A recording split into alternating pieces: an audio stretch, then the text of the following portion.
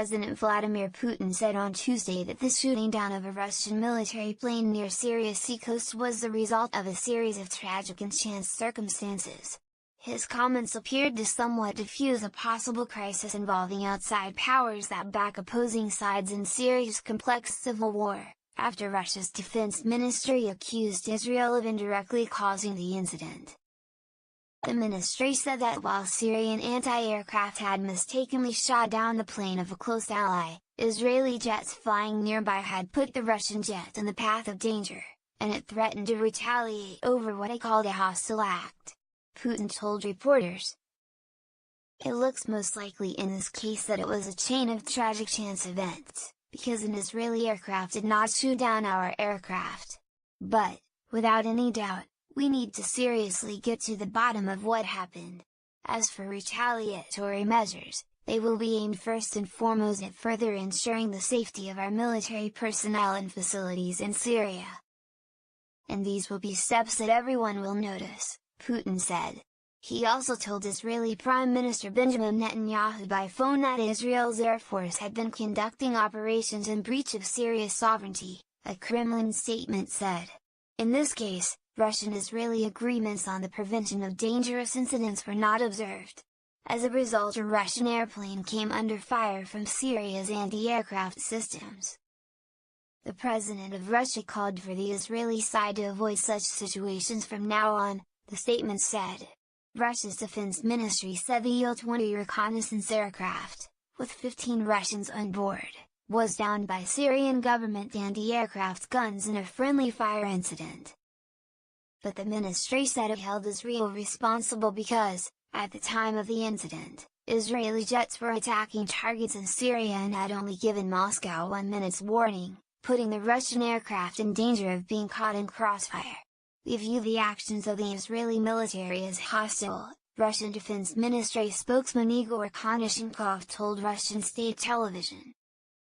As a result of the irresponsible actions of the Israeli military, 15 Russian service personnel perished.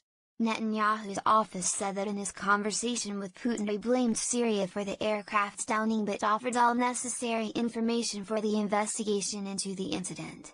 Any dispute between Israel and Russia could crimp Israel's ability to carry out airstrikes inside Syria on what it sees as the greatest threat to its security from the war, buildups of Iranian forces or groupings of the Shiite Hezbollah militia.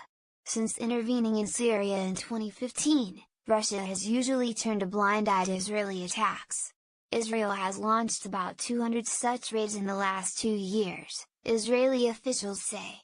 Amos Yadlin, director of Tel Aviv University's Institute for National Security Studies, said on Twitter the downing of the Russian plane can limit the bid to stop Iran's entrenchment in Syria and the transfers of advanced weapons to Hezbollah. An accurate Syrian anti-aircraft fire. In a statement, the Israel Defense Forces, IDF, also voiced sorrow at the deaths but blamed the Syrian government and its main regional allies Iran and Hezbollah. The IDF said the initial Israeli inquiry into the incident found extensive and inaccurate Syrian anti-aircraft fire caused the Russian plane to be hit and downed. The Syrian anti-air batteries fired indiscriminately and, from what we understand, did not bother to ensure that no Russian planes were in the air, the statement said. It added that by the time the Russian plane was struck, the Israeli jets were already back in their own airspace. The Russian plane was not within the area of the operation carried out by the Israeli jets, it said. After the incident, Russian Defense Minister Sergei Shoigu told his Israeli counterpart, Avigdor Lieberman, that Moscow held Israel wholly responsible, Russian news agencies reported. In his conversation with Putin, Netanyahu's office said, the Prime Minister stressed the importance of defense coordination with Russia that had managed to prevent many losses on both sides in the past 3 years in Syria's war. Cover Moscow said its plane disappeared from radar as it came into land at the Naim air base in western Syria late on Monday. According to the Russian Defense Ministry, Israeli F-16 jets carrying out airstrikes use the Russian plane as cover to allow them to approach their targets on the ground without being hit by Syrian fire. Hiding behind the Russian aircraft, the Israeli pilots put it in the line of fire of Syrian anti-aircraft systems. As a result, the Il-20 was shot down by the Syrian S-200 missile system, the ministry's Konashenkov said.